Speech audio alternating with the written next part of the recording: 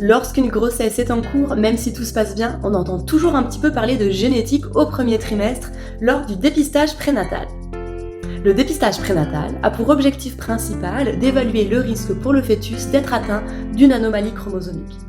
La trisomie 21 ou syndrome de Down est l'anomalie chromosomique la plus fréquente au sein des grossesses viables.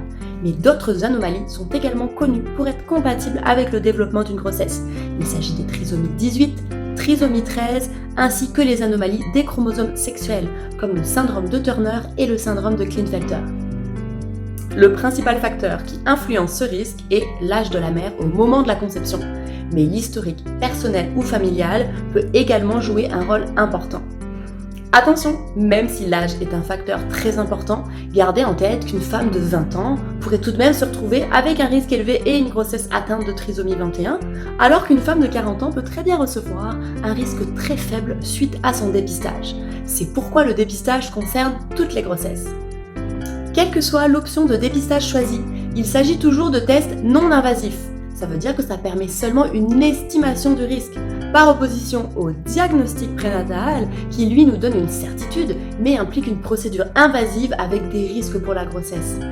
J'en profite pour préciser que le dépistage prénatal devrait être accessible et offert de manière universelle à toutes les femmes enceintes. Mais pour les futurs parents, pour lesquels un diagnostic d'anomalie chromosomique n'influence pas la décision de continuer ou non la grossesse, c'est tout à fait correct de ne pas le faire. Autre élément super important, le dépistage prénatal non invasif ne détecte que les anomalies chromosomiques fréquentes.